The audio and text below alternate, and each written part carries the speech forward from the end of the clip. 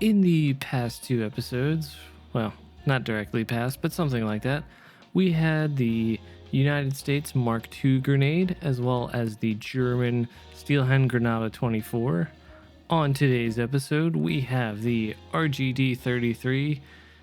I'm not even going to try it in Russian because I'm not that good at it. Either way, this model was originally created by Hanoch H. I think I said that right. And then it was remixed by Caddis. I'll link both of those in the description below. You can't see me pointing, but I am. And then as for print settings, this is just printed at my normal 0.16 millimeters in PLA. Nothing too crazy. Now let's start on filling in these layer lines. So let's use a slightly different method. This one I've been working on. It's still not perfect, but it'll work. You start with a cup, some water, and then some Easy Sand 90. This is a drywall hot mix. So after scooping in some of that hot mix, we're going to add a little bit of water and just use a spatula or a popsicle stick and really try and crush it and break up the pieces. We got 90 minutes before it sets hard, so take your time, make it clean and nice. And then in terms of consistency, we wanted a little bit thicker than like skim milk, probably closer to like a little bit old buttermilk maybe, I don't know, or butter stuff. Something kind of thickish. Now you can use it in this state. The only issue is it's going to flake off a little bit easier. It's not going to be hard, like it's not going to bite to the surface. So what I'll do is add some polyacrylic in the gloss variant, and it does weird stuff when you add it. I don't know why. Somehow I guess the molecules are playing not nicely, so you will have to really mix it harder again. But once you get everything well incorporated, you may have to add some water. Again, it's weird. I don't know why. Either way, once you get it all mixed and ready to go, we can throw it in an airbrush.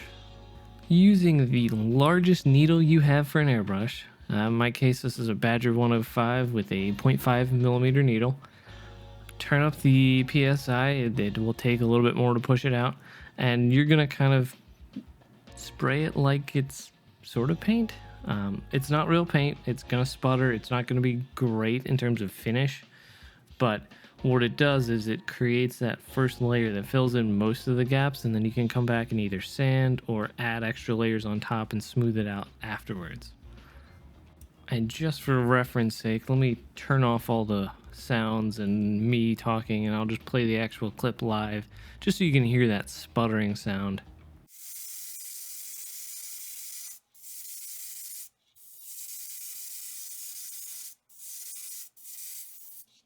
Once you give everybody a good spray down, it'll give it that fuzzy skin.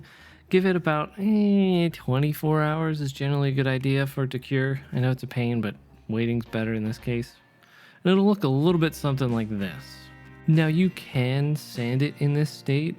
It's not a problem as long as you use really fine sandpaper.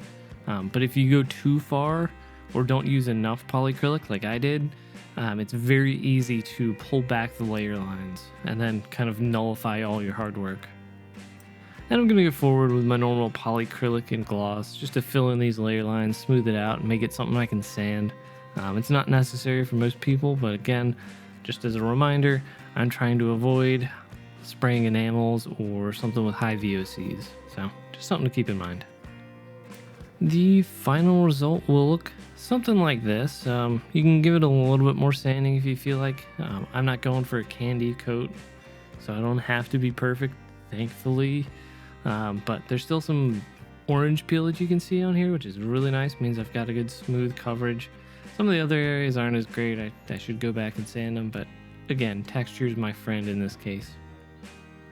After going over everything with some Createx Autoborn Sealer just to give it a good primer coat, we're going to use some Neutral Gray by Ammo just to give it a full coverage. Nothing crazy, but all over the thing. And then just to make sure the next step doesn't kind of ruin everything, or at least maybe the next later steps don't ruin anything, I took some of my Vallejo Mecha Matte Varnish, I still hate saying this thing, and just gave it a quick overcoat just to protect the layers underneath. And the reason for that is we are going to use some chipping fluid. And while you're not supposed to thin it, I do a little bit, just helps it spray. But give everything and everyone a nice even coat of this stuff and we can move on. Before we're going to the next step, we're going to permanently bond the top half and the handle together. It's not necessary, but I figured it'd be easier for me to paint it, as well as I don't intend to separate it anyway. So just a little super glue, twist them on, we all good. So now they're all joined and they're protected by that varnish in the prior step, which means we can do some color, my favorite. So we're going to use some Russian 4BO from Ammo, as well as some Gelb Brown from Ammo as well. Both of those, we're going to mix them to kind of create our lighter coat. In terms of ratios, I don't know how much of the 4BO I used, but it was about, I think by the end, about 8 or 10 drops of the Gelb Brown. And of course, you got to use your favorite toothpick, the one that's been coated in resin, paints, I don't even know what else. That poor everlasting toothpick is always going to be there for you.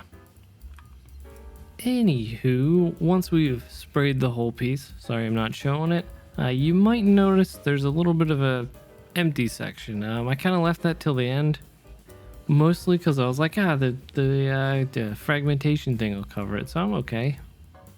Foreshadow. Now remember that color we mixed earlier? Now's the time to use that. So we're going to use that as a highlight.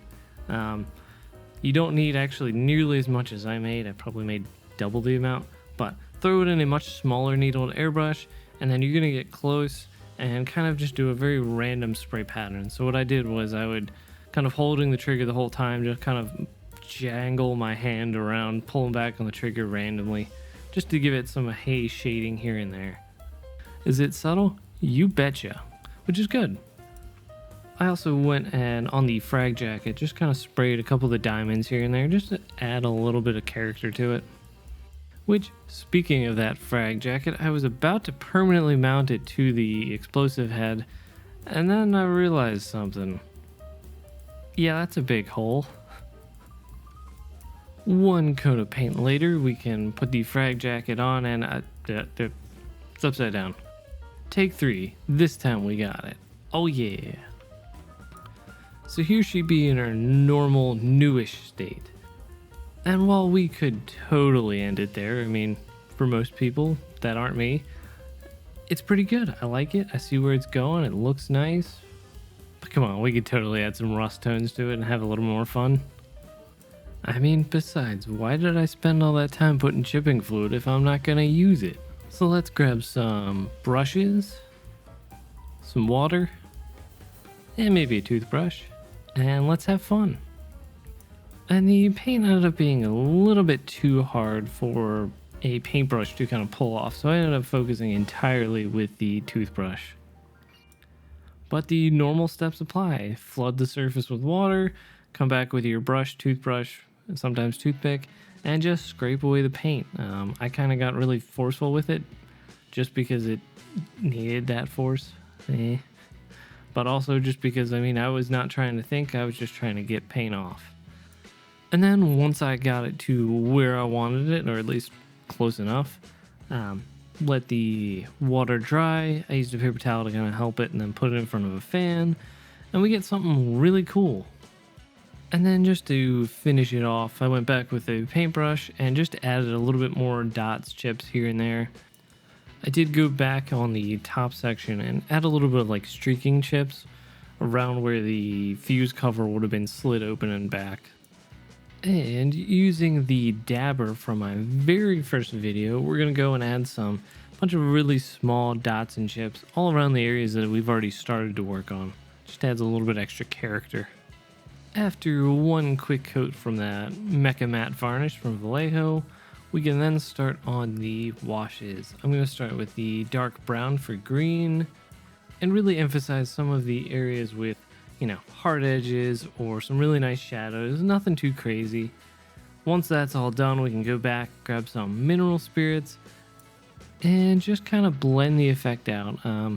The matte varnish did kind of make it a little harder, but whatever. Afterwards, we can grab some light rust wash and then some streaking rust effects.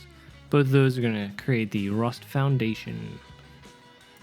And just to kind of breeze through this quickly, the main goal is to dab on the two colors while they're wet, kind of blend them together, or at least let them blend together.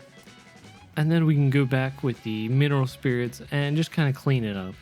especially for the really small chips. You definitely have to go back over it with the mineral spirits.